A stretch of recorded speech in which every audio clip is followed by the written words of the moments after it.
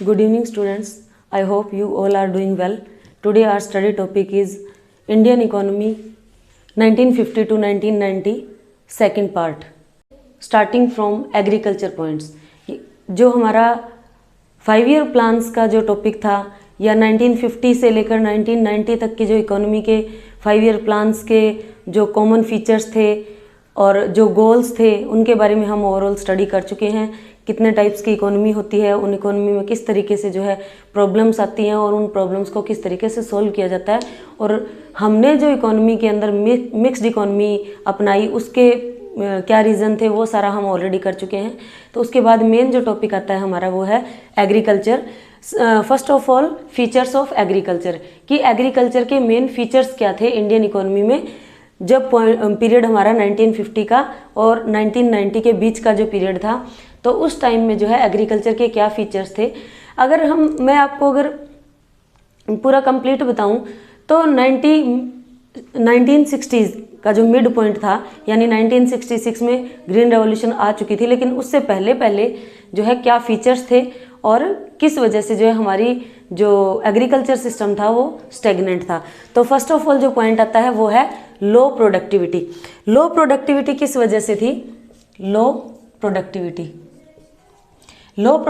किस वजह से थी? Lack of knowledge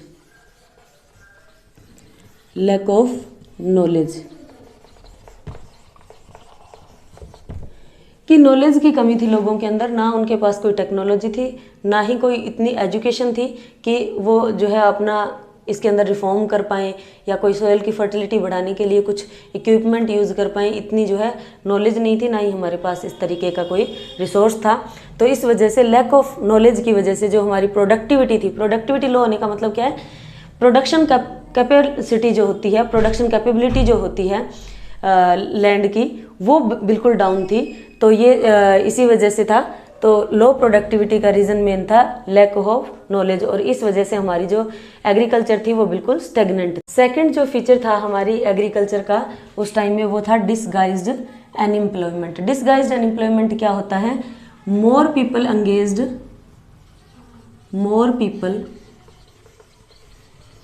engaged than require, यानी जितने लोगों की ज़रूरत थी उससे ज़्यादा लोग जो है एग्रीकल्चर में काम कर रहे थे। ये हमें कैसे पता चलेगा कि डिसगाइज्ड अनएम्प्लॉयमेंट है हमारी एग्रीकल्चर के अंदर? क्या होता है कि अगर 4 लोग काम कर रहे हैं और फिर भी अगर 4 लोग काम कर रहे हैं और जो वीट का प्रोडक्शन है वो 10 क्विंटल हो रहा है, और 6 लोग काम कर रहे हैं तो भी 10 क्विंटल हो रहा है, तो इट मीन्स जो 2 लोग एक्स्ट्रा लगे हुए हैं वो क्या है? वो डिसगाइज्ड अनएम्प्लॉयमेंट है, क्योंकि प्रोडक्टिविटी तो सेम पड़ी है, उसके अंदर तो कोई डिफरेंस नहीं आ रहा है। तो इट मीन्स जो 2 एक्स्ट्रा लोग हैं वो क्या है? वो डिसगाइज्ड अनएम्प्लॉयमेंट है। नेक्स्ट हमारा आता है high dependency on rainfall. High dependency of rainfall क्या है? कि ज़्यादातर जो है हमारे जो इकोनॉमी थी उसमें कहीं भी इरिगेशन फैसिलिटी नहीं थी। तो due to lack of irrigation facility, इसमें आप क्या सब पॉइंट लिखोगे? Due to lack of irrigation facilities कि इरिगेशन फैसिलिटीज़ की कमी होने की वजह से हमारी जो एग्रीकल्चर थी वो रेनफॉल पे डिपेंड थी। अगर टाइम पे मॉनसून आता है, टाइम पे बारिश होती है तो ही अच्छी फसल हो पाती थी, अदरवाइज जो है हमारा जो सीड्स यूज़ किया होता था वो भी डिटेरियोरेट होता था, ख़राब होता था, उसका कोई बेनिफिट नहीं था। तो इस वजह से जो है डिपेंडेंसी होने की वजह से रेनफॉल पे हमारा एग्रीकल्चर सिस्टम पूरा स्टेगनेंट था। नेक्स्ट जो इसके अंदर पॉइंट आता है वो आता है सबसिस्टेंस फार्मिंग। सबसिस्टेंस फार्मिंग का मतलब क्या है? जीवन निर्वाह खेती। जीवन निर्वाह का मतलब कि जितनी हमें ज़रूरत है बस उतना ही हम प्रोड्यूस कर रहे हैं। तो इसमें आप जो है सब पॉइंट क्या लिखोगे? प्रोडक्शन फॉर वंज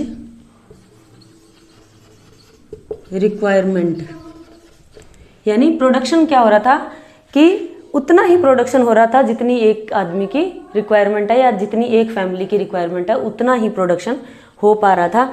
उसके बाद आता है आउटडेटेड टेक्नोलॉजी। आउटडेटेड टेक्नोलॉजी का मतलब क्या है कि लोग जो है पुरानी टेक्नोलॉजी का यूज़ कर रहे थे। जैसे आजकल हम ट्रैक्टर का, मशीनरी का, काफ़ी सारी मशीनरी वगैरह हम यूज़ करते हैं, तो जो काम है वो फास्ट होता है, पहले की तुलना में बहुत जल्दी जो है काम कर पाते हैं। और फसल क्रॉप्स की कटाई का है, बिजाई का है, सीड्स वगैरह जब हम शोविंग करते हैं तो उस टाइम भी हम जो है ट्रैक्टर वगैरह का यूज़ करते हैं। तो उससे क्या है कि हमारा काम जल्दी भी होता है और बहुत अच्छे तरीके से भी एफिशिएंटली होता है। तो उस टाइम क्या था कि जो लोग हैं वो किस तरीके से काम करते थे, मैन्युअली काम करते थे, यानी अपनी ही मेहनत लगाकर जो है काम करते थे। तो वो बहुत ही टायर्डनेस भी होता था, यानी थकान बहुत होती थी उसके अंदर। तो इसके अंदर आप जो सब पॉइंट लिखोगे वो लिखोगे वर्क वॉज डन मैनुअली, यानी लोग जो है अपनी खुद की मेहनत से ही जितना फिजिकल वर्क वो कर सकते थे, जितना जैसे बैल वगैरह रखते थे या ऊंट वगैरह उस टाइम में यूज़ किए जाते थे खेती के लिए, तो उनको यूज़ करके और खुद की लेबर लगा के जितना वो प्रोड्यूस कर पाते थे उतना ही वो कर पाते थे। और बहुत ही जो है टायर्डनेस काम होता था, ये बहुत ही मेहनत इसके अंदर लगती थी। तो आउटडेटेड टेक्नोलॉजी यूज़ करने की वजह से भी हमारी एग्रीकल्चर क्या थी, बिल्कुल स्टेगनेंट थी। नेक्स्ट आता है इसके अंदर conflict between tenants and landlords. टीनेंट and landlord में भी क्या कन्फ्लिक्ट चलते थे कि जो लैंडलॉर्ड्स थे वो क्या करते थे, सिर्फ टीनेंट से इंटरेस्ट कलेक्ट करते थे, ब्याज या रेंट जिसको हम कह सकते हैं वो कलेक्ट करते थे। अदरवाइज जो है उन्हें टीनेंट्स की कोई परवाह नहीं थी कि उनके पास कितना फूड ग्रेन हुआ है, कितना नहीं हुआ है। उन्होंने अपना जो रेट फिक्स कर रखा था, जो रेंट फिक्स कर रखा था, वो उन्हें उनसे लेना ही लेना है। तो इसलिए जो है वो इस तरीके का काम करते थे। तो इसके अंदर आप सब पॉइंट लिख सकते हो, charge high rate of interest, charge high rate of interest, यानी फार्मर्स जो टीनेंट्स थे, जो स्मॉल फार्मर्स जो उनके खेतों में काम करने वाले लेबरर थी, उनसे जो है वो high rate of interest charge करते थे। इस वजह से जो लैंडलॉर्ड और टीनेंट थे उनके बीच में कन्फ्लिक्ट बने रहते थे। तो this is all about your features of agriculture. Next जो इसके अंदर पॉइंट आता है वो है policy for growth of agriculture, कि एग्रीकल्चर के लिए क्या क्या पॉलिसीज अपनाई गई, एग्रीकल्चर की ग्रोथ को प्रमोट करने के लिए क्या क्या पॉलिसीज यूज की गई। तो इसको अगर आप टीआर जैन की बुक में पढ़ते हो तो इसको 3 तरीके से डिफाइन किया हुआ है। उसमें पहला है आपका टेक्निकल रिफॉर्म, दूसरा है लैंड रिफॉर्म और तीसरा है जनरल रिफॉर्म। लेकिन हम जो है अकॉर्डिंग टू टीआर जैन नहीं, हम अकॉर्डिंग टू एनसीईआरटी चलेंगे इसमें, क्योंकि आपके जो ये तीनों रिफॉर्म है, टेक्निकल, लैंड और जनरल रिफॉर्म, तीनों टाइप के रिफॉर्म किसके अंडर आते हैं, ये तीनों के तीनों आपके लैंड रिफॉर्म्स के अंडर आते हैं।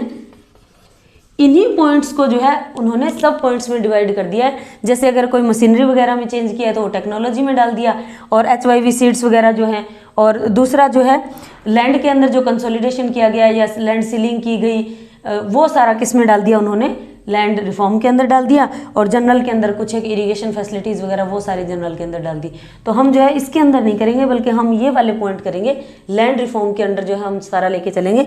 तो इसमें एक आता है लैंड रिफॉर्म और दूसरा आता है ग्रीन रेवोल्यूशन, ग्रीन रेवोल्यूशन। अब जो है नेक्स्ट पॉइंट हम इसी की बात करेंगे कि लैंड रिफॉर्म में क्या क्या किया गया और ग्रीन रेवोल्यूशन में क्या क्या किया। लैंड रिफॉर्म जो हुए थे एग्रीकल्चर के अंदर, तो उसके अंदर मेन जो पॉइंट्स आते हैं वो 3 पॉइंट्स आते हैं। सबसे पहला है अबोलिशन ऑफ इंटरमीडिएटर्स, कि जो इंटरमीडिएटर्स थे उनको अबोलिश करना।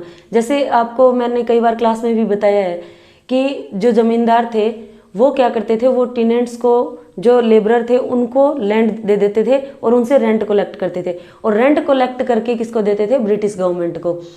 फ्रीडम से पहले ये सिस्टम चला, लेकिन जैसे ही ब्रिटिश गवर्नमेंट चली गई उसके बाद भी ये जो सामंती सिस्टम था या ज़मींदारी जो सिस्टम था वो चलता रहा।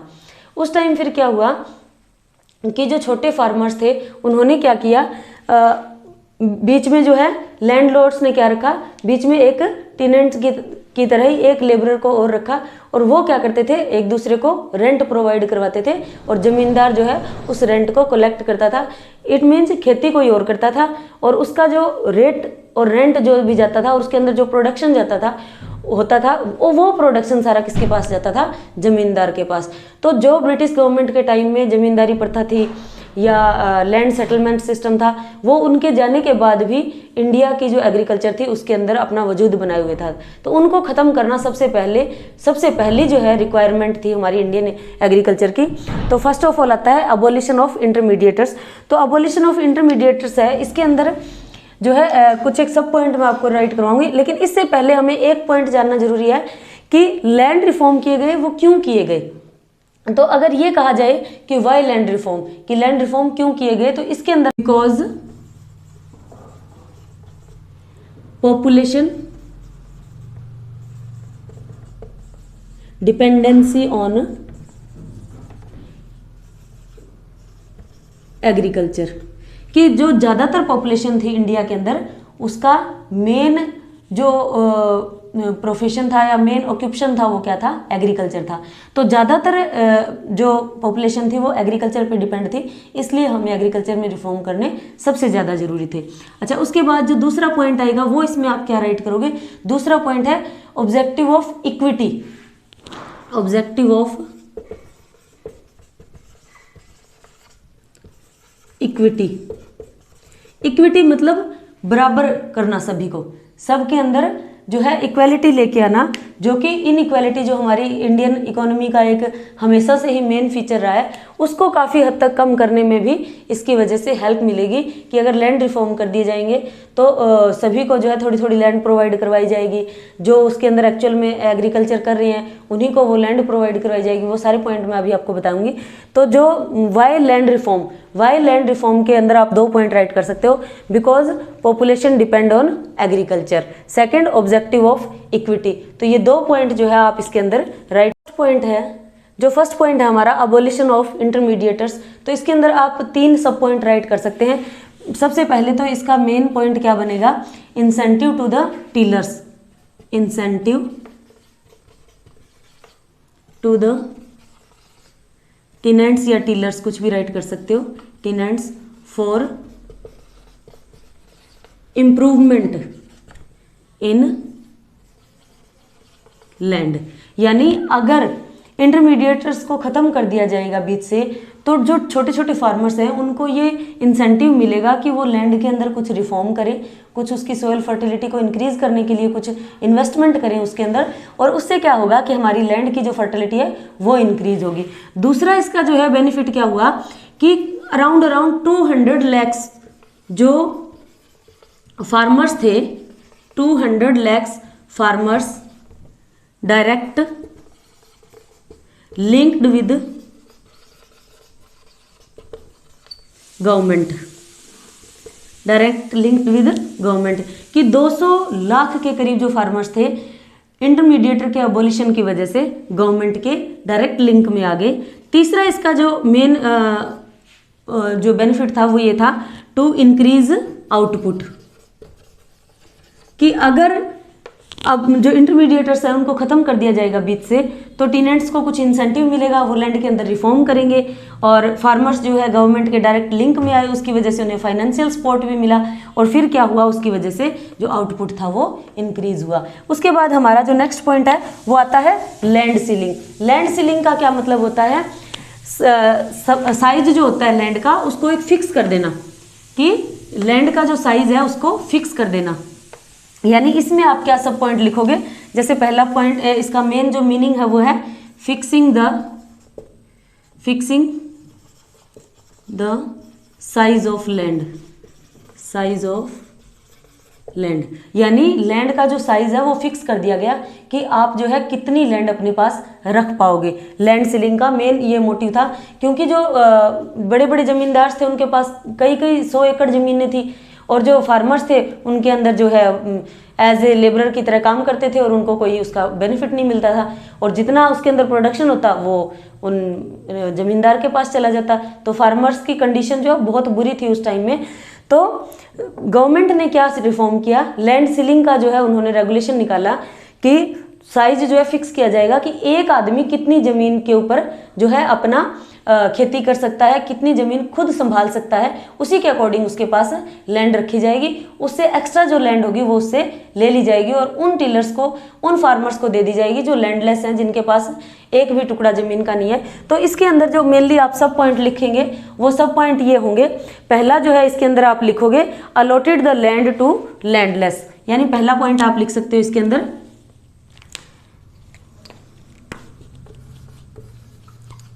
allotted the land to landless.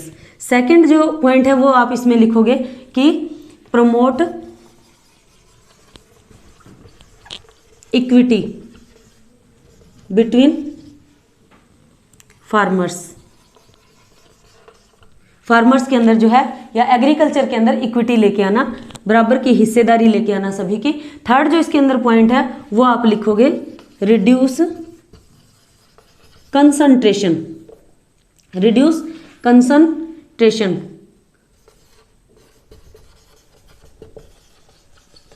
Of ownership.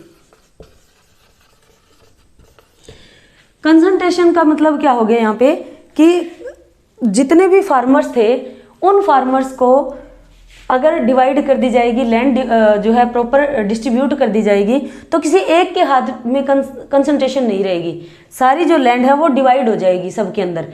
तो इस वजह से जो है जो कंसंट्रेशन है वो सिर्फ तभी रिड्यूस हो सकती है जब लैंड सीलिंग कर दी जाए, लैंड का जो साइज है वो फिक्स कर दिया जाए कि किसको कितनी लैंड इसके अंदर रखनी है। नेक्स्ट जो है वो आपका पॉइंट आता है लैंड कंसोलिडेशन। लैंड कंसोलिडेशन का मतलब होता है जमीन का के जो अलग अलग टुकड़े होते हैं उनको इकट्ठा करना। कि जैसे मान लो, इसमें आपको मैं इस तरीके से समझाती हूँ कि मान लो कि ये कोई ज़मीन का टुकड़ा है और ये यहाँ पे जो है एक ए फार्मर है और इसका एक टुकड़ा तो यहाँ पे पड़ा है और एक टुकड़ा यहाँ पे पड़ा है। एक बी फार्मर है, उसका एक टुकड़ा यहाँ पे पड़ा है और दूसरा टुकड़ा यहाँ पे पड़ा है। ठीक है, तो गवर्नमेंट ने कहा कि यहाँ से बी को हटा दो और ये टुकड़ा ए को मिल जाए, और यहाँ से ए को हटा दो, ये टुकड़ा बी को मिल जाए। तो इस तरीके से ए की जो लैंड पीसीज है वो भी इकट्ठा हो जाएगा, बी का लैंड पीस भी इकट्ठा हो जाएगा। अब इसके अंदर जब मैं क्लास में बच्चों को ये करवाती हूँ तो बच्चे ये कहते हैं कि मैम ये तो भी मतलब गलत है कि हो सकता है इस लैंड की प्रोडक्टिविटी उतनी ना हो जितनी इसकी होगी।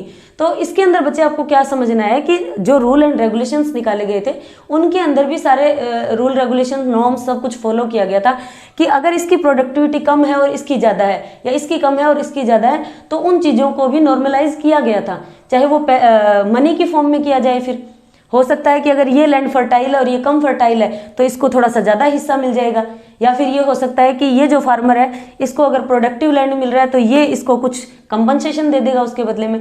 तो इस तरीके से जो है ये एक टाइप से हम कह सकते हैं एक्सचेंज किए गए थे, लैंड के तबादले किए गए थे, और उससे जो है लैंड कंसोलिडेशन का काम कंप्लीट किया गया था। तो इसके अंदर आप जो है सब पॉइंट क्या लिखोगे, इसके अंदर लिखोगे ब्रिंगिंग टुगेदर। इसका जो मेन सब पॉइंट लिखोगे आप कि लैंड कंसोलिडेशन के अंदर bringing together the different PCs of land,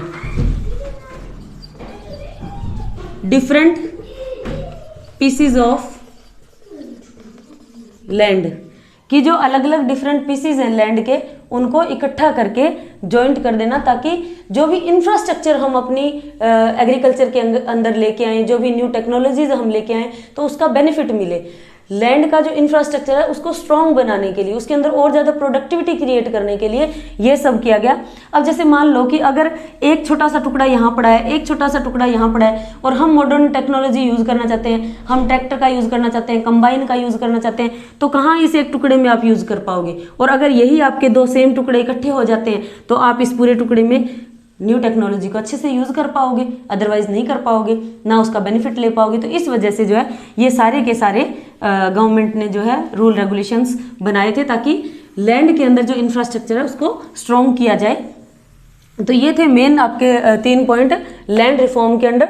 abolition of intermediators, land ceiling, land consolidation. आप इसके जो है सब छोटे छोटे नोट्स बना लेना, साथ के साथ जो इनके सब पॉइंट्स बता रही हूँ वो भी इसके अंदर नोट डाउन कर लेना। उसके बाद नेक्स्ट आता है ग्रीन रेवोल्यूशन। ग्रीन रेवोल्यूशन का मतलब क्या है, हरित क्रांति। यानी ये जो ग्रीन रेवोल्यूशन थी ये क्यों लाई गई? सबसे पहले तो इसके पीछे रीजन है कि जो 75% पॉपुलेशन थी इंडिया की वो किस पे डिपेंड थी? एग्रीकल्चर पे। और जब तक एग्रीकल्चर के अंदर सुधार नहीं हुआ, उसके अंदर कुछ रिफॉर्म नहीं होंगे, तब तक प्रोडक्शन इंक्रीज नहीं होगा और लोगों के जो कंडीशन थी वो थी हंगरनेस की। सबसे ज़्यादा हंगरनेस जो है इंडिया के अंदर इंक्रीज होती जा रही थी और इंडिया जो है अमेरिका की दया पे ही जी रहा था, एक टाइप से मैं बता सकती हूँ। उस टाइम जो है अमेरिका ने हमारे ऊपर दबाव बनाया कि आप अपनी जो करेंसी जो है उसको डीवैल्यू कीजिए, फिर हम जो है आपको फूड प्रोवाइड करवाएंगे या वीट या राइस प्रोवाइड करवाएंगे। तो इस प्रॉब्लम से रिमूव करने के लिए, इस प्रॉब्लम से निजात पाने के लिए हमने क्या किया? ग्रीन रेवोल्यूशन के लिए कुछ कदम उठाए, क्योंकि जो 75% जो पॉपुलेशन है उसके वेलफेयर के लिए भी गवर्नमेंट को कुछ काम करना था। अब इसके बारे में मैं कई बार क्लास में भी आपको बताती हूँ कि इंदिरा गांधी जी को जो है कांग्रेस का टाइम था उस समय, तो इंदिरा गांधी को अमेरिका जाना पड़ा और वहाँ जाकर जो है, क्योंकि वीट की तो नीड थी हमें, क्योंकि लोग देश के अंदर गरीबी और भूखमरी इतनी ज़्यादा फैली हुई थी, तो वहाँ जाकर उन्होंने अमेरिका से रिक्वेस्ट की कि आप हमें फूड ग्रेन दो। तो उन्होंने हमारे ऊपर प्रेशर बनाया कि आप अपनी करेंसी को डीवैल्यू करो, तब जाकर जो है हम आपको फूड ग्रेन देंगे। तो उन सब चीज़ों से निजात पाने के लिए ग्रीन रेवोल्यूशन का स्टेप उठाया गया। तो इसके अंदर जो है कुछ एक पॉइंट्स हम राइट करेंगे। सबसे पहले तो ग्रीन रेवोल्यूशन किस तरीके से आया, क्या क्या इसके अंदर मेजर्स यूज़ किए गए। तो सबसे पहला इसके अंदर जो पॉइंट है वो है use of HYV seeds. Use of HYV seeds यानी हायर यील्डिंग वैरायटी सीड्स का यूज किया गया। इसकी आप जो है मेरी वैसे बताई हुई है आपको क्लास में, और आप लिख भी सकते हो, higher yielding variety, higher yielding variety seeds का यूज किया गया और उससे जो है हमारी जो एग्रीकल्चर है उसके अंदर जो प्रोडक्शन है उसको इंक्रीज करने में काफ़ी हद तक हेल्प मिली। सेकंड जो है आप इसके अंदर करोगे irrigation facilities, irrigation facilities, irrigation facilities को इंक्रीज़ किया गया, क्योंकि जो HYV सीड्स हम यूज़ कर रहे थे उनके लिए बहुत ज़्यादा इरिगेशन की ज़रूरत थी। तीसरा जो है इसके अंदर आप कर सकते हो financial support, financial support from government, कि गवर्नमेंट ने जो है हमारे जो फार्मर्स थे उनको फाइनेंशियल सपोर्ट दिया और उसकी वजह से जो है हमारे जो एग्रीकल्चर है उसके अंदर रिफॉर्म किए गए, ये सीड्स यूज़ किए गए और उसकी वजह से ग्रीन रेवोल्यूशन आया। फोर्थ इसके अंदर आप पॉइंट लिख सकते हो ग्रीन रेवोल्यूशन के लिए, use of fertilisers and pesticides. Pesticides और फर्टिलाइजर्स का बहुत ज़्यादा यूज़ किया गया, क्योंकि जो HYV सीड्स थे उनके लिए फाइनेंशियल सपोर्ट की ज़रूरत थी और फाइनेंशियल सपोर्ट की वजह से जो हमारे फार्मर्स हैं उनको क्रेडिट मिला, उनको लोन मिला बैंकों से, और उसका यूज़ करके फार्मर्स ने काफ़ी सारे फर्टिलाइजर्स और पेस्टिसाइड्स यूज़ किए और उससे जो है ग्रीन रेवोल्यूशन लाने में हमें हेल्प मिली। अब हम बात करते हैं कि जो ग्रीन रेवोल्यूशन की प्रोसेस थी वो कितने टाइम पीरियड में हमने कंप्लीट की। तो इसके लिए जो है जो ग्रीन रेवोल्यूशन थी वो 2 फेज में कंप्लीट की गई। वो 2 फेज कौन कौन से थे? एक तो आपका था इसके अंदर, फर्स्ट था 1960s से लेकर 1970s तक, दूसरा था 1970s से लेकर 1980s तक, यानी मिड 1960 का भी हम कह सकते हैं, क्योंकि 1966 में एक्चुअल में ग्रीन रेवोल्यूशन के लिए स्टेप उठा लिए गए थे और 1968 यानी आफ्टर 2 ईयर जो है वीट प्रोडक्शन में काफ़ी हद तक इंक्रीमेंट मिला था। और उसके बाद जैसे ही वीट प्रोडक्शन इंक्रीज हुआ उसके बाद सेकेंड टाइम जो है राइस प्रोडक्शन में भी काफ़ी हेल्प मिली। तो इस तरीके से वीट और राइस का बहुत अधिक प्रोडक्शन उस टाइम में किया गया और ये 2 फेज में जो ये प्रोसेस थी ये कंप्लीट हुई।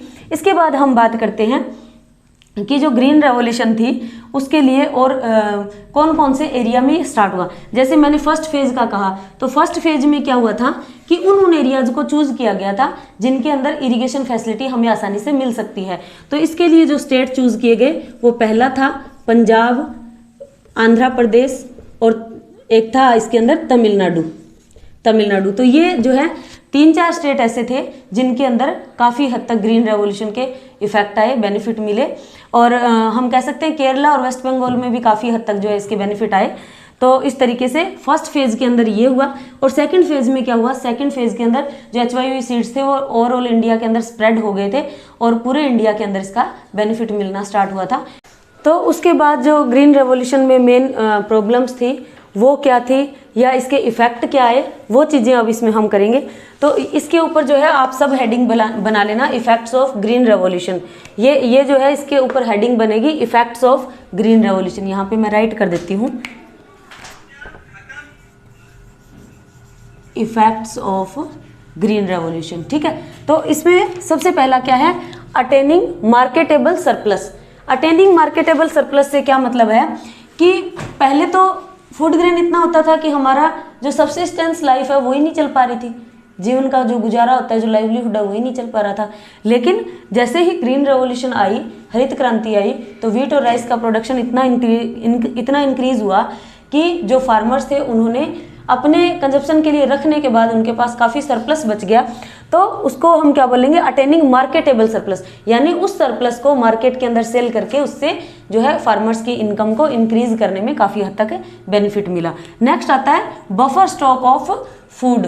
बफर स्टॉक ऑफ फूड से क्या मतलब है कि फूड ग्रेन बहुत ज़्यादा था, तो ये तो ज़रूरी नहीं है कि हम सारा अपने कंजप्शन के लिए एक टाइम में ही रख लेते हैं। कई बार ये भी होता है कि कुछ लोग बहुत ज़्यादा पुअर होते हैं, उनके पास इतना रखने की जगह भी नहीं होती, तो इस वजह से उन्हें बेचना पड़ता है, या फिर उनके पास होता ही नहीं है। तो पूरा साल जो है गवर्नमेंट को ये डिसाइड करना पड़ता है, FCI के थ्रू जो है फूड कॉरपोरेशन ऑफ इंडिया के थ्रू बफर स्टॉक बनाए गए थे कि जितना भी सरप्लस फूड होगा उनके अंदर रख लिया जाएगा, और जिस पुअर आदमी को या जिस लेबरर को या जिस फार्मर को ज़रूरत होगी उसके अकॉर्डिंग जो है उनको कम रेट पे वो चीज़ें प्रोवाइड करवा दी जाएंगी। तो buffer stock of food grain जो है उसको बोलेंगे, जिसके अंदर हम फूड ग्रेन को स्टोर करके रख सकते हैं फुल ईयर के लिए। नेक्स्ट आता है benefit to low income categories people, कि जो फार्मर्स लो कैटेगरी के थे उनको भी काफ़ी बेनिफिट मिला इसका। इसके कई तरीके के बेनिफिट आए। पहला तो फूड इंक्रीज हुआ तो उनकी इनकम इंक्रीज हुई। दूसरा, उनको वही फूड जो है बहुत कम रेट पे उनको मिलने लगे। तो इसके काफ़ी सारे पॉइंट्स जो है आप इसके अंदर बना सकते हो, जो मैंने नेक्स्ट पॉइंट में लिख रखे हैं उसको जो है आप इसके अंदर यूज़ भी कर सकते हो। नेक्स्ट आता है रिड्यूस प्राइसेस।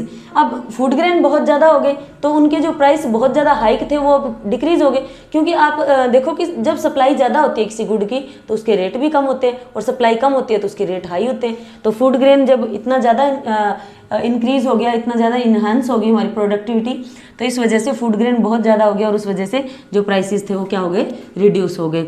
उसके बाद नो नीड ऑफ फैलोविंग।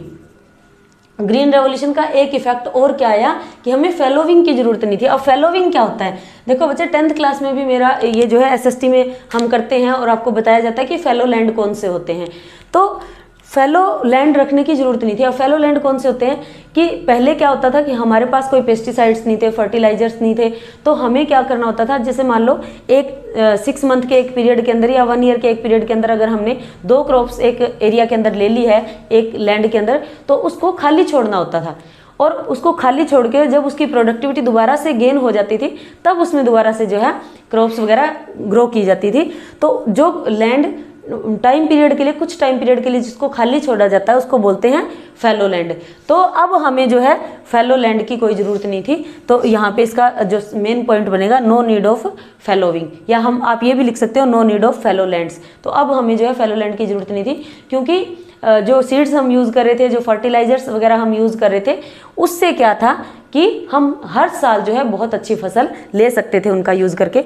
उसके बाद नेक्स्ट आता है रिस्क इन ग्रीन रेवोल्यूशन, कि जो ग्रीन रेवोल्यूशन हम लेके आए उसके अंदर क्या क्या रिस्क थे। क्योंकि देखो पहले तो हम सारा ऑर्गेनिक, जैसे हम कहते हैं देसी खाना, बिल्कुल वो यूज़ करते थे खाने के अंदर।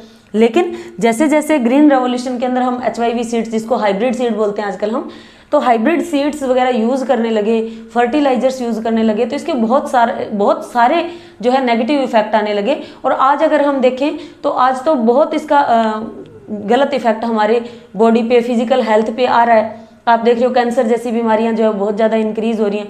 तो ये किसका इफेक्ट है? ये हाइब्रिड सीड्स का इफेक्ट है। जो हम पेस्टिसाइड्स, यूरिया वगैरह, डीएपी जैसी फर्टिलाइजर्स हम यूज़ करें तो उनका सीधा सीधा इफेक्ट हमारे पोल्यूशन हो रहा है, हमारी बॉडी पे आ रहा है, हमारी जो लैंड है वो बिल्कुल अनफर्टाइल हो गई है। तो ये सारे जो पॉइंट्स हैं आप इसके अंदर राइट कर सकते हो। सबसे पहला जो मैंने इसमें राइट किया है वो है आपका paste attack. Paste attack in the sense कि पेस्टिसाइड्स वगैरह फर्टिलाइजर्स यूज़ करते हैं, उनका बहुत ज़्यादा यूज़ होने लगा, और बहुत ज़्यादा यूज़ होने की वजह से क्या हुआ कि हमारी जो लैंड की फर्टिलिटी है उसके ऊपर इफेक्ट आने लगा और हमारे बॉडी हेल्थ पे भी इफेक्ट आने लगा। तो पेस्ट अटैक का मतलब होता है बहुत ज़्यादा फर्टिलाइजर्स का यूज़ करना। ये एक ग्रीन रेवोल्यूशन का रिस्क था। दूसरा, रिस्क ऑफ इनकम इनइक्वालिटीज़। अब इनकम इनइक्वालिटीज़ कैसे आई? क्योंकि ऊपर तो हम बात कर रहे थे कि ग्रीन रेवोल्यूशन या एग्रीकल्चर रिफॉर्म का मेन मोटिव था इनकम इक्वालिटीज़ लेके आना एग्रीकल्चर के अंदर। तो इनकम इनइक्वालिटीज़ ऐसे आई कि जो लैंड रिफॉर्म किए गए थे एक्चुअली वो केरला और वेस्ट बंगाल का जो एरिया था वहीं पे सही तरीके से हुए थे। हमारे इंडिया के अंदर क्या होता है कि जो रूल रेगुलेशन लगाए जाते हैं उनको अच्छे से फॉलो नहीं किया जाता है, और जो रूल रेगुलेशन आए लैंड कंसोलिडेशन के या लैंड सीलिंग के, तो जो जमींदार थे वो गवर्नमेंट के अगेंस्ट खड़े हो गए, और गवर्नमेंट के अगेंस्ट होने की वजह से एक बहुत लंबा टाइम लग गया उनको फॉलो करवाने में। और कुछ एक लू फॉल्स थे लेजिस्लेचर में, तो लू फॉल्स का फायदा उठाकर उन्होंने क्या किया, उस लैंड को अपने ही जो रिलेटिव्स थे उन्हीं के नाम करवा के और उसका खुद ही यूज करते गए। तो इससे क्या हुआ कि जो लैंडलेस फार्मर्स थे उनके हिस्से में बहुत कम लैंड आई, और इस वजह से जो लैंडलॉर्ड्स थे उनकी ग्रीन रेवोल्यूशन से उनकी इनकम तो बहुत बढ़ गई, क्योंकि उनके पास तो बहुत ज़्यादा लैंड थी। और हर एक के अंदर जब ऐसे इनकम इंक्रीज हुई या ऐसे प्रोडक्शन इंक्रीज हुआ, उन्होंने मार्केट सरप्लस जो है बेचा, तो उससे उनकी इनकम बहुत इंक्रीज हो गई। और जो कम ज़मीनों वाले जो फार्मर्स थे उनको इतनी इनकम हुई नहीं, तो इस वजह से इनकम इनइक्वालिटीज़ बहुत हो गई। आज भी अगर हम इंडिया के अंदर देखें तो टॉप 20% जो लोग हैं उनके पास आप मान के चलो टॉप 60% के अराउंड जो है इनकम है। पूरे कंट्री की जितनी भी हम कह सकते हैं जितनी जीडीपी है उसका 60% to 70% 20% लोगों के पास है। ये हाल जो है आज भी इनकम इनक्वालिटी की वजह से है। तीसरा इसके अंदर आता है इन्वायरमेंट डिग्रेडेशन।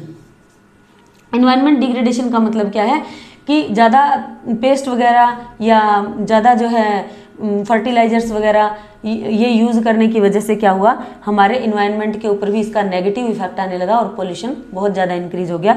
लैंड की फर्टिलिटी जो है वो आजकल हम देख रहे हैं कि जा रही है, लैंड खराब होती जा रही है, तो वो इन्वायरमेंट डिग्रेडेशन का एक इसके अंदर मेन रिस्क रहा है। उसके बाद है हाई कॉस्ट ऑफ एग्रीकल्चर। ये पॉइंट्स क्या हैं, ये मैंने अपनी तरफ से बुक से जो है सर्च करके राइट किए हैं, एनसीईआरटी की बुक से। तो हाई कॉस्ट ऑफ एग्रीकल्चर का मतलब क्या है कि जब फर्टिलाइजर्स वगैरह ज़्यादा यूज़ हुए, इरिगेशन फैसिलिटी में ज़्यादा कॉस्ट आई, तो उन सब का जो कॉस्ट था वो बहुत ज़्यादा बढ़ गया फार्मर्स के ऊपर। तो आज भी हम देख रहे हैं वीट और राइस जब प्रोडक्शन होता है तो सरकार से जो है एमएसपी की डिमांड करते हैं फार्मर्स। वो क्यों करते हैं? क्योंकि हमारी जो फार्मर्स की जो कॉस्ट है वीट और राइस को प्रोड्यूस करने की या एग्रीकल्चर की वो बहुत ज़्यादा है, क्योंकि फर्टिलाइजर बहुत ज़्यादा यूज़ करना पड़ता है। जो न्यू टेक्नोलॉजी है, जो मशीनरी वगैरह हम लेके आ रहे हैं खेती के लिए, उसमें भी बहुत ज़्यादा कॉस्ट है। तो इस वजह से ग्रीन रेवोल्यूशन का ये इफेक्ट है कि high cost of agriculture, high cost of agriculture की वजह से भी एक रिस्क बना हुआ था ग्रीन रेवोल्यूशन का, और वो आज हम जो है एक्चुअल फॉर्म में देख भी रहे हैं। तो इस तरीके से ये मेन इसके पॉइंट्स बन सकते हैं। आप इसके अंदर और भी बहुत सारे पॉइंट लगा सकते हो, जैसे कि नेगेटिव इफेक्ट ऑन हेल्थ और नेगेटिव इफेक्ट ऑन और इकोनॉमी, बहुत सारे पॉइंट जो है इसके अंदर आप और नेक्स्ट बना सकते हो। इसके बाद जो नेक्स्ट पॉइंट आता है वो आता है critical appraisal of green revolution. Critical appraisal का मतलब होता है कि ग्रीन रेवोल्यूशन के गुड इफेक्ट क्या थे या बैड इफेक्ट क्या थे। क्रिटिकल अप्रेजल यानी आलोचनात्मक मूल्यांकन करना कि उसके अच्छी बातें क्या थी या बुरी बातें क्या थी, उनको अब हम मिक्स करके बताएंगे। तो इसके अंदर कुछ एक पॉइंट्स मैं आपको नॉर्मली बता सकती हूँ कि जैसे गुड इफेक्ट क्या थे, कि सबसे पहला तो गुड इफेक्ट ये था कि जो प्रोडक्टिविटी थी, प्रोडक्टिविटी और प्रोडक्शन, प्रोडक्टिविटी और प्रोडक्शन दोनों ही इंक्रीज हुए इसके अंदर। ठीक है, ये तो अच्छी बातें हैं उसकी कि प्रोडक्टिविटी भी इंक्रीज हुई, प्रोडक्शन भी इंक्रीज हुआ। उसके बाद इनकम भी इंक्रीज हुई, फार्मर्स की इनकम भी इंक्रीज हुई, तो ये भी अच्छी बात है। लेकिन अगर हम देखें तो ये सारे जो पॉइंट्स मैंने बताया, रिस्क, वो सारे आप इसकी क्रिटिकल अप्रेजल में भी डाल सकते हो कि हमारा जो इन्वायरमेंट है वो भी डिग्रेड हुआ, और दूसरा जो है इन्वायरमेंट डिग्रेड होने के साथ साथ जो कॉस्ट है, कॉस्ट ऑफ फार्मिंग, वो भी इंक्रीज हो गई। तो ये कुछ एक क्रिटिकल अप्रेजल में आप पॉइंट्स डाल सकते हो। या हम कह सकते हैं कि इन्फ्लेशन भी बहुत इंक्रीज हुई, क्योंकि कॉस्ट ज़्यादा आ रही थी प्रोडक्शन करने की, तो कॉस्ट की वजह से उनके रेट भी हाई थे और रेट की वजह से प्राइसेस भी हाई हो गए। तो इन्फ्लेशन को चेकआउट करने की बजाय उसके अंदर इन्हांसमेंट हो गया, इंक्रीज हो गया। तो ग्रीन रेवोल्यूशन के बेनिफिट भी बहुत थे और कुछ एक नेगेटिव इफेक्ट भी थे, कुछ एक नहीं। अगर आज के टाइम में हम देखें तो ग्रीन रेवोल्यूशन के आज जो नेगेटिव इफेक्ट आ रहे हैं वो हमारे ऊपर बहुत इफेक्ट डाल रहे हैं, लेकिन उस टाइम की अगर हम बात करें तो ग्रीन रेवोल्यूशन हमारे लिए बहुत कंपलसरी थी, क्योंकि अमेरिका जैसी कंट्री जिससे हमें फूड ग्रेन लेना पड़ता था, वो हमारे ऊपर अपनी मनमर्जी के अकॉर्डिंग जो है रिस्ट्रिक्शंस लगा रही थी, हमारी करेंसी को डिवैल्यू करने के लिए हमारे ऊपर प्रेशर बना रही थी। तो उन सब चीज़ों से काफ़ी हद तक जो है हमें छुटकारा मिल गया था, और भूखमरी बहुत थी देश के अंदर, उसको भी हमें रिड्यूस करने में ग्रीन रेवोल्यूशन की वजह से ही हेल्प मिली। तो ये जो है मेन पॉइंट्स हैं इसके, आप इनका नोट्स बना सकते हो। नेक्स्ट इसके अंदर पॉइंट आता है इंडस्ट्रियल रिफॉर्म। जैसे पहले हमने लैंड रिफॉर्म की बात की, अब हम इसके अंदर करेंगे इंडस्ट्रियल रिफॉर्म, जो कि सेकंड हमारा जो 5 ईयर प्लान था उसके अंदर लाया गया। नेक्स्ट इसके बारे में बात करते हैं। हमारा जो पॉइंट है वो आता है इंडस्ट्रियल डेवलपमेंट का, कि जैसे ही लैंड रिफॉर्म किए गए उसके साथ साथ इंडस्ट्रियल डेवलपमेंट भी बहुत ज़रूरी थी। तो जो सेकंड 5 ईयर प्लान था उसके अंदर इंडस्ट्रियल डेवलपमेंट की बात की गई। सेकंड 5 ईयर प्लान्स के अंदर इंडस्ट्रीज़ की ग्रोथ की बात की गई, क्योंकि कोई भी कंट्री तभी डेवलपमेंट को अचीव कर सकती है, तभी अपनी ग्रोथ को अचीव कर सकती है जब उस देश के अंदर मैन्युफैक्चरिंग सेक्टर यानी कि इंडस्ट्रीज सेक्टर जो है ग्रो होता है। तो इंडस्ट्रियल डेवलपमेंट जो है सेकंड 5 ईयर प्लान के अंदर डिसाइड किया गया कि हमें अभी अपने कंट्री की ग्रोथ के लिए इंडस्ट्रीज़ की ग्रोथ करना भी बहुत कंपलसरी है। तो मेनली जो है इसके अंदर जो कॉटन और जूट टेक्सटाइल है, कॉटन एंड जूट टेक्सटाइल, उनके अंदर सबसे पहले जो है ग्रोथ करने की कोशिश की गई, क्योंकि हमारे कंट्री के अंदर जो रॉ मटेरियल था कॉटन और जूट के लिए वो काफ़ी फाइन क्वालिटी का प्रोड्यूस हो रहा था। तो इस वजह से कॉटन और जूट जो टेक्सटाइल्स थे वो काफ़ी अच्छे ग्रो कर रहे थे। तो उसके ऊपर पब्लिक सेक्टर ने काम करना स्टार्ट किया। और दूसरा जो है इसके लिए एक पॉलिसी बनाई गई जिसको कम्प्रीहेंसिव तरीके से लागू किया गया। इसके अंदर काफ़ी सारे जो कम्प्रीहेंसिव पैकेज थे वो गवर्नमेंट ने स्टार्ट किए, क्योंकि इससे क्या था, अलग अलग टाइप की जो एंटरप्राइजेज थी उनके अंदर कम्प्रीहेंसिव तरीके से पैकेज का यूज़ किया जाए ताकि इंडस्ट्रियल डेवलपमेंट को अचीव किया जा सके। तो इसके अंदर कुछ एक पॉइंट्स हैं जो आपको ये बताएंगे कि पब्लिक सेक्टर ही क्यों आया, इंडस्ट्रीज़ के डेवलपमेंट के लिए सबसे पहले पब्लिक सेक्टर ही क्यों आया। तो उसके लिए कुछ एक चीज़ें हैं कि why public sector use investment in industries. तो इसके लिए दो तीन जो मेन चीज़ें हैं वो है, सबसे पहले है आपका शॉर्टेज ऑफ कैपिटल।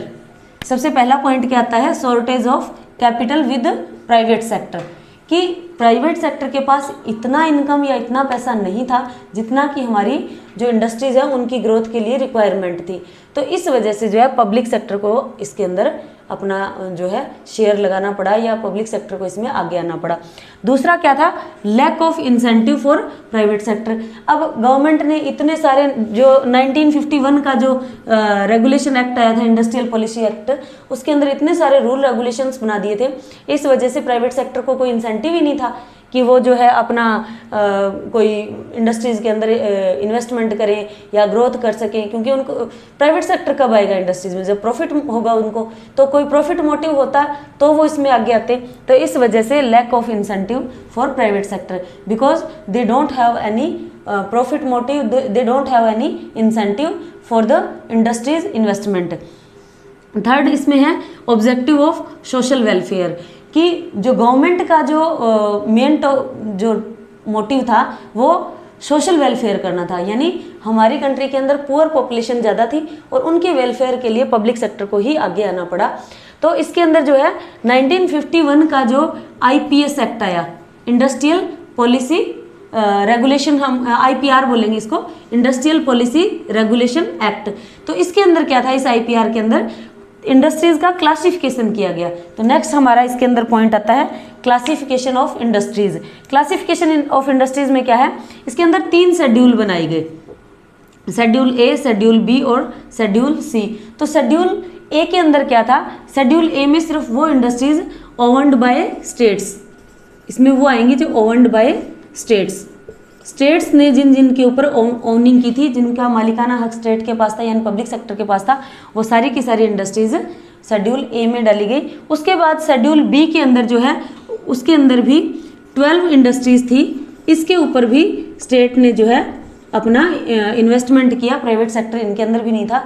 तो शेड्यूल बी में वो 12 इंडस्ट्रीज डाली गई, उनके अंदर सिर्फ और सिर्फ जो है स्टेट ही इनको ओनिंग करेगा।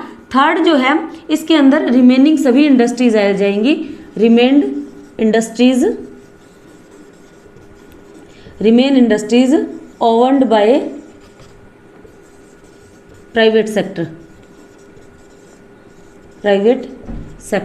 तो इसके अंदर जो है 3 शेड्यूल बनाए गए, शेड्यूल ए में भी स्टेट ओन्ड इंडस्ट्रीज थी, शेड्यूल बी में भी 12 इंडस्ट्रीज थी, उनका अलग अलग क्लासिफिकेशन जो है किया गया है। तो वो इंडस्ट्रीज डाली गई और शेड्यूल सी के अंदर बाकी सारी रिमेनिंग इंडस्ट्रीज जिनके अंदर सिर्फ और सिर्फ प्राइवेट सेक्टर था, उन इंडस्ट्रीज को शेड्यूल सी के अंदर रखा गया। तो इस तरीके से जो है क्लासिफिकेशन किया गया इंडस्ट्रीज का।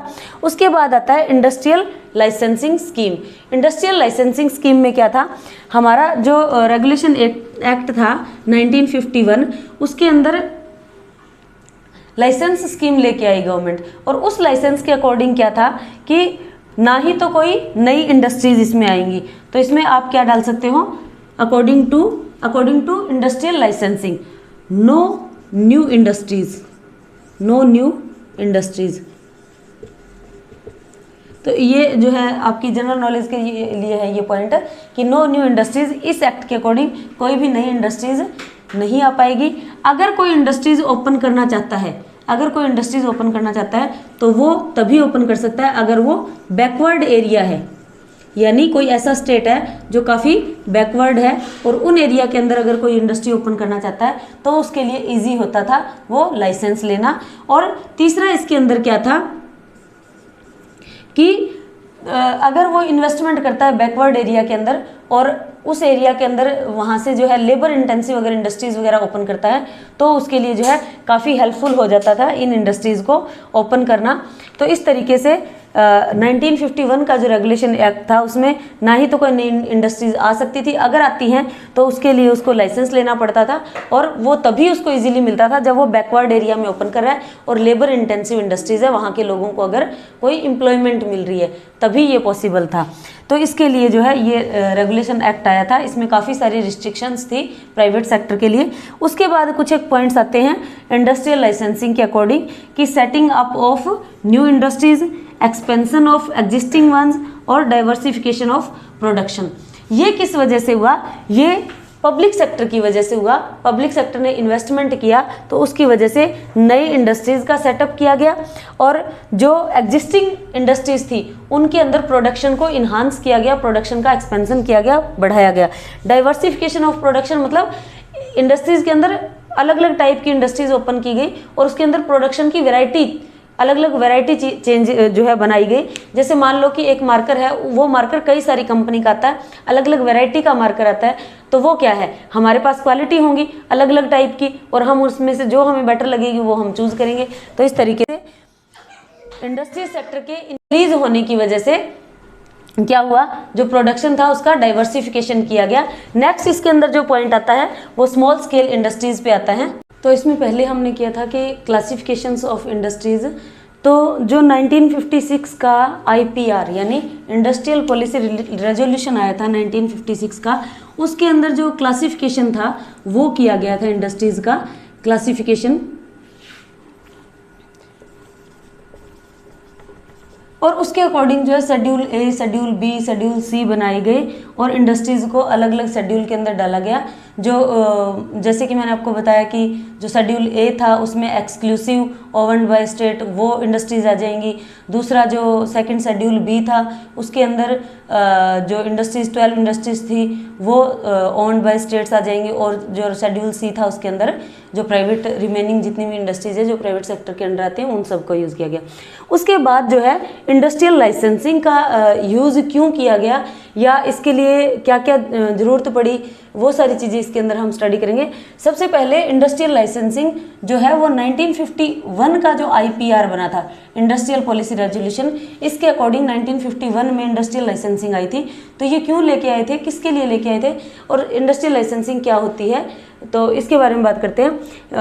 इंडस्ट्रियल लाइसेंसिंग जो है एक रिटन डॉक्यूमेंट या एक रिटन फॉर्म होती है, उसके अकॉर्डिंग गवर्नमेंट से हमें रिटन परमिशन लेनी पड़ती है कि हम इससे रिलेटेड जो है अपनी इंडस्ट्री सेटअप करना चाहते हैं या एक्सपेंशन करना चाहते हैं।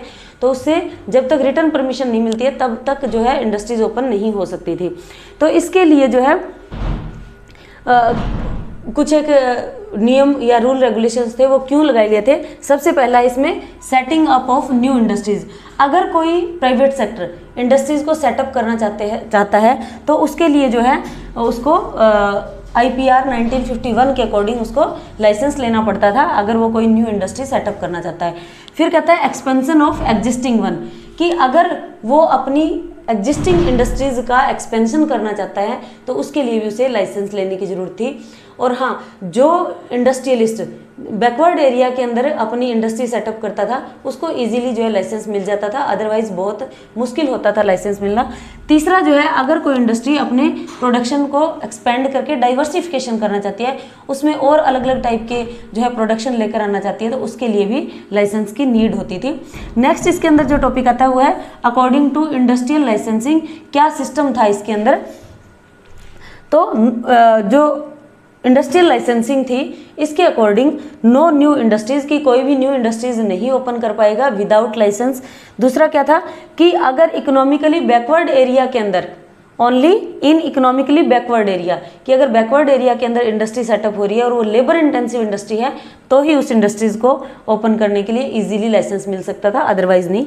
तीसरा जो है लाइसेंसिंग पॉलिसी क्या कहती थी कि फॉर एक्सपेंशन ऑफ प्रोडक्शन, कि अगर आपको प्रोडक्शन को इंक्रीज करना है, इन्हांस करना है, तो उसके लिए भी आपको लाइसेंसिंग पॉलिसी के अकॉर्डिंग लाइसेंस लेना कंपलसरी था।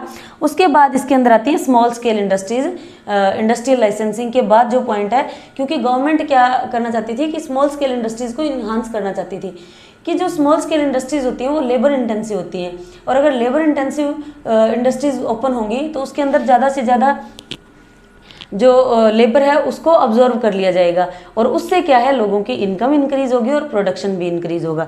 तो स्मॉल स्केल इंडस्ट्रीज जो है 1955 में करव कमेटी की रिकमेंडेशन से, करव कमेटी जो है उसकी रिकमेंडेशन से जो है ये इंडस्ट्रीज आई थी। करव कमेटी ने ये सजेशन दी थी 1955 में कि अगर हम स्मॉल स्केल इंडस्ट्रीज को ओपन करते हैं तो इसका हमारे देश को बहुत अधिक बेनिफिट होगा।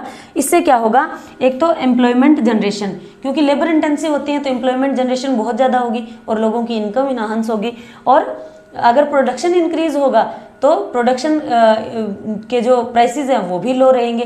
दूसरा, हम दूसरे कंट्रीज से जो इंपोर्ट कर रहे हैं उसमें भी हमें बेनिफिट होगा। तो इसके अंदर हम आगे पढ़ें भी ये कि फॉरेन ट्रेड के अंदर जो है इंपोर्ट सब्सटीट्यूशन वगैरह हमने अपनाया था ताकि हम अपनी डोमेस्टिक इंडस्ट्रीज वगैरह को प्रोटेक्शन दे सकें।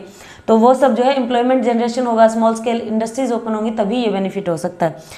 इसके बाद आता है need for protection from big firms.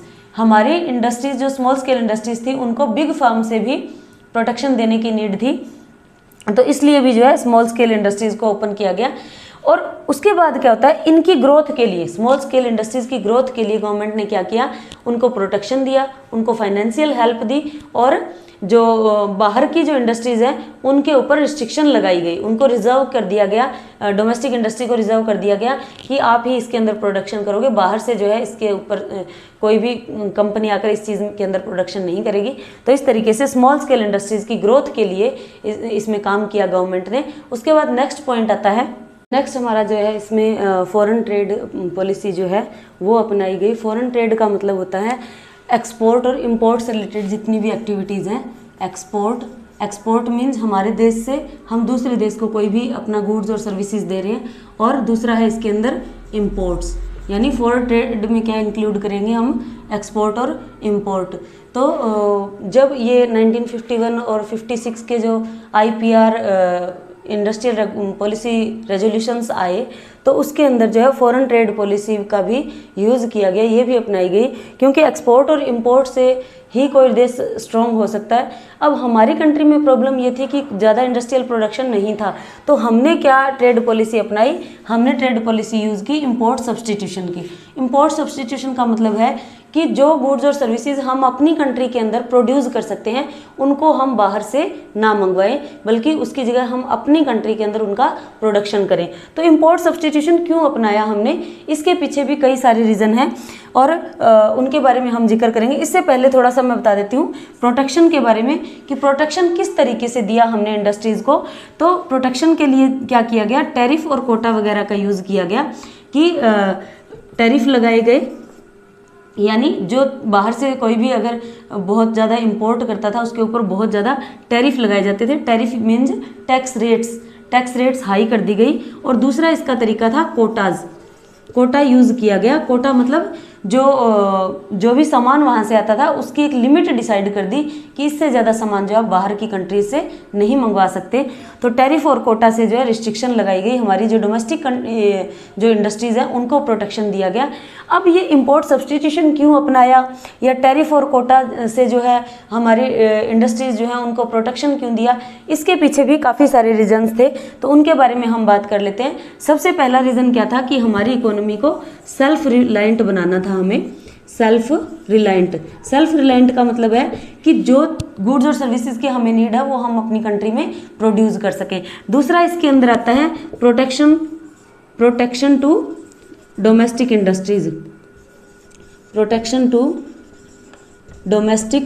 Industries. अब अगर बाहर का सामान हमारी कंट्रीज के अंदर आता तो हमारी जो इंडस्ट्रीज थी वो तो उसको जो है बीट ही नहीं कर पाती, क्योंकि हमारे पास ना उतनी टेक्नोलॉजी थी। हमारी जो इंडस्ट्री थी वो सारी लेबर इंटेंसिव थी, और लेबर भी हमारी कोई स्किलफुल नहीं थी, कोई एजुकेटेड नहीं थी। जो ज़्यादातर जो लेबर थी वो अनपढ़ लेवल की थी, क्योंकि इतनी एजुकेशन स्प्रेड नहीं थी उस टाइम में। तो इस वजह से हमारे इंडस्ट्रीज़ को प्रोटेक्शन देना उस टाइम में एक इम्पॉर्टेंट नीड थी गवर्नमेंट के लिए। तो इस वजह से टैरिफ और कोटाज वगैरह डिसाइड किए गए ताकि इंपोर्ट ना हो। तीसरा जो इसका मेन मोटिव था इंपोर्ट सब्सटीट्यूशन का, वो ये था कि हमारा जो फॉरेन रिजर्व है उसकी सेविंग की जाए, सेविंग ऑफ फॉरेन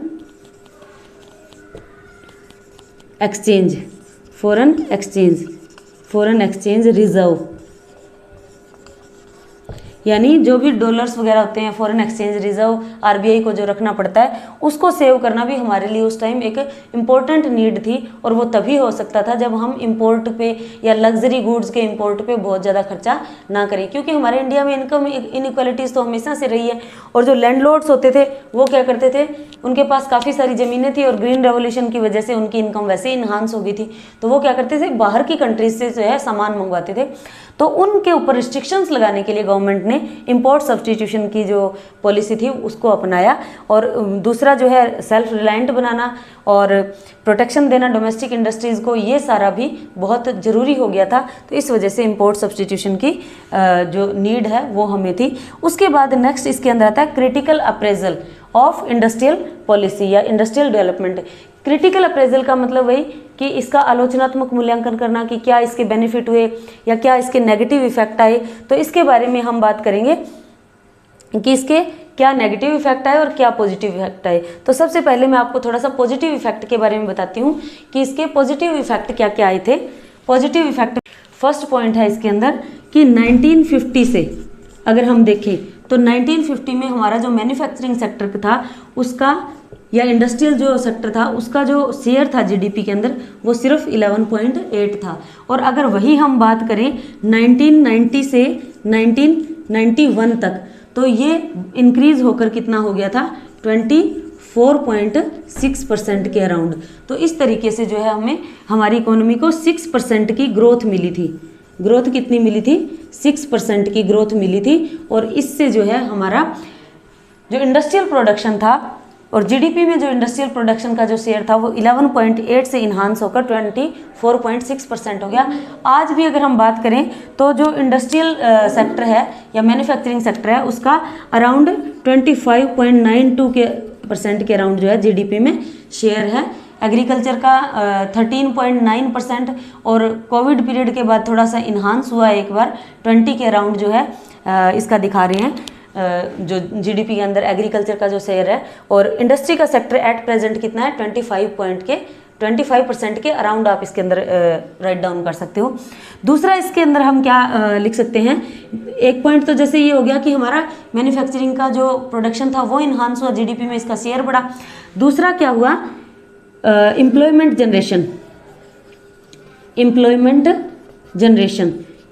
जनरेशन से मतलब है कि हमारी जो स्मॉल स्केल इंडस्ट्रीज थी वो सारी लेबर इंटेंसिव थी, तो इसने बहुत सारी लेबर को अपने अंदर अब्जॉर्व कर लिया, तो इस वजह से एम्प्लॉयमेंट भी काफ़ी हद तक इससे जनरेट हुई। उसके बाद जो है एक पॉइंट इसके अंदर बन सकता है डाइवर्सिफिकेशन ऑफ प्रोडक्शन। डाइवर्सिफिकेशन, ये पॉइंट आप साथ के साथ नोट करते जाना। डाइवर्सिफिकेशन ऑफ प्रोडक्शन यानी अलग अलग टाइप के जो प्रोडक्शन है वो होने लगे, प्रोडक्शन इन्हांस हो गए और इसके साथ साथ डाइवर्सिफाई भी हो गए, यानी एक ही टाइप की एक ही चीज़ आपको अलग अलग टाइप में देखने को मिली और उसकी क्वालिटी भी ही इन्हांस हुई, तो डाइवर्सिफिकेशन हुआ। और फोर्थ क्या हुआ इसके अंदर, प्रोडक्शन इंक्रीज हुआ। डाइवर्सिफिकेशन हुआ, इसी वजह से जो है प्रोडक्शन भी क्या हुआ, इंक्रीज हुआ। तो ये सारे जो है इसके बेनिफिट हुए हमें इंडस्ट्रियल पॉलिसी की या इंडस्ट्रियल डेवलपमेंट की वजह से। दूसरा इसके कुछ एक नेगेटिव इफेक्ट्स आते हैं, तो उनके बारे में हम बात करेंगे अभी कि नेगेटिव इफेक्ट्स क्या क्या थे। अगर नेगेटिव इफेक्ट की बात करें तो बहुत ज़्यादा तो नहीं, लेकिन काफ़ी सारे नेगेटिव इफेक्ट आए सिर्फ और सिर्फ रेगुलेशन की वजह से। जो रेगुलेशंस इनके ऊपर लगाए गए थे, इंडस्ट्रियल लाइसेंसिंग वगैरह के जो सिस्टम बनाया गया था गवर्नमेंट का, उसकी वजह से ज़्यादा नेगेटिव इफेक्ट आए। एक तो इसकी वजह से क्या हुआ, लैक ऑफ कंपटीशन कि हमारी जो डोमेस्टिक जो इंडस्ट्रीज थी इनको कंपटीशन नहीं मिला, और कंपटीशन नहीं मिलने की वजह से इन्होंने अपनी क्वालिटी में इन्हांसमेंट नहीं किया और रेट अपने वही हाई चार्ज। इसके अंदर क्या आता है, दूसरा इसके अंदर आता है टाइम कंज्यूमिंग बहुत था। टाइम कंज्यूमिंग का मतलब है कि जो लाइसेंसिंग वगैरह की जो पॉलिसी अपनाई गई उसमें बहुत ज़्यादा टाइम लगता था, और इस वजह से इंडस्ट्रीज़ ओपन करना या उनके अंदर प्रोडक्शन को इन्हांस करना, डाइवर्सिफिकेशन करना बहुत ज़्यादा मुश्किल हुआ था प्राइवेट सेक्टर के लिए। तो ये बहुत ही टाइम कंज्यूमिंग प्रोसेस थी, इस वजह से भी इसके अंदर जो है इंडस्ट्रियल पॉलिसी डेवलपमेंट के अंदर काफ़ी प्रॉब्लम्स आई थी। उसके बाद तीसरा जो इसके अंदर पॉइंट है वो आता है इनवार्ड ओरिएंटेड का मतलब क्या है कि हमने बाहर की कंट्रीज़ की जो इन्वेस्टमेंट आना था उसको तो हमने रोक दिया, इंपोर्ट सब्सटीट्यूशन भी हमने कर लिया। इस वजह से क्या हुआ कि हमारी कंट्री जो इंडस्ट्रियल पॉलिसी थी वो इनवार्ड ओरिएंटेड थी, तो हमारे जो इंडस्ट्रियल प्रोडक्शन था वो उतना इन्हांस नहीं हो पाया। हालांकि जितना प्रोडक्शन इंक्रीज होना था या जितना क्वालिटी इंक्रीज होनी थी वो नहीं हो पाई, और इस वजह से जो है हमारा इंडस्ट्रियल सेक्टर उतना ग्रो नहीं हो पाया जितना कि हो सकता था। हालांकि हमने जो है 1991 के आगे हम इसके बारे में नेक्स्ट चैप्टर में बात करेंगे कि किस तरीके से 1991 के अंदर हमने एलपीजी के रिफॉर्म को लेकर आए और उसकी वजह से जो है कंपटीशन मिला इंडस्ट्रीज़ को, उसकी वजह से क्वालिटी प्रोडक्ट भी आया, तो उसके बारे में नेक्स्ट चैप्टर में बात करेंगे। तो इसका जो क्रिटिकल अप्रेजल में नेगेटिव पॉइंट्स आप लिख सकते हो कि एक तो लैक ऑफ कंपटीशन था, कंपटीशन नहीं मिला, तो इस वजह से जो है ना तो क्वालिटी इन्हांस हुई प्रोडक्शन की और ना ही प्रोडक्शन बहुत ज़्यादा डाइवर्सिफाई हुआ। दूसरा टाइम कंज्यूमिंग बहुत थी ये प्रोसेस। तीसरा इसके अंदर इनवार्ड ओरिएंटेड थी कि अपने देश के अंदर ही डोमेस्टिक इंडस्ट्रीज़ के बारे में ही बस ध्यान रखते जा रहे थे, बाहर की कंट्री से क्या सामान आ रहा है, क्या टेक्नोलॉजी यूज़ हो रही है, उसके बारे में बहुत ज़्यादा नहीं सोचा गया। तो ये भी हमारे लिए एक जो है नेगेटिव पॉइंट रहा। ओवरऑल अगर हम देखें तो इसका जो कंक्लूजन अगर हम लेके चले तो एग्रीकल्चर सेक्टर में और इंडस्ट्रियल सेक्टर में, एग्रीकल्चर सेक्टर में भी हम सेल्फ रिलायंट हो गए। दूसरा जो है हमारा प्रोडक्शन भी इन्हांस हुआ और जो हंगर की जो प्रॉब्लम थी वो भी काफ़ी हद तक जो है रिमूव करने में हमें बेनिफिट मिला। और इंडस्ट्रियल सेक्टर की बात करें तो कुछ एक नेगेटिव इफ़ेक्ट्स को अगर हम इग्नोर करें तो उस टाइम पब्लिक सेक्टर की बहुत नीड थी और प्राइवेट सेक्टर इतना जो है इन्वेस्टमेंट नहीं कर पा रहा था। तो इस वजह से पब्लिक सेक्टर ने एक बहुत अच्छा यहाँ पे स्टेप लिया और प्रोडक्शन को इन्हांस करने में, देश के अंदर जो है इंडस्ट्री सेक्टर को इन्हांस करने में काफ़ी हद तक जो है अपना कंट्रीब्यूशन दिया। और उसकी वजह से आज अगर हम देखें तो जो हमारी इंडियन इकोनॉमी है वो काफ़ी हद तक वाइब्रेंट बन चुकी है। और इसका जो मेन जो श्रेय अगर हम देंगे तो वो पब्लिक सेक्टर को ही देंगे। हालांकि आज की अगर हम टाइम देखें तो इसमें ये सब नीड्स नहीं है, लेकिन उस टाइम ये सब नीड्स थी और पब्लिक सेक्टर ने बहुत अच्छा रोल प्ले किया इसके अंदर और इंडियन इकोनॉमी को एक स्टेबल इकोनॉमी बनाने में काफ़ी हद तक जो है इसके अंदर बेनिफिट मिला। तो this is all about your chapter 1950 to 1990 का जो पार्ट है हमारा सेकंड यहाँ पे कंप्लीट होता है। Thanks for watching the video. और अगर वीडियो पसंद आए तो लाइक एंड सब्सक्राइब जरूर करें। Thank you.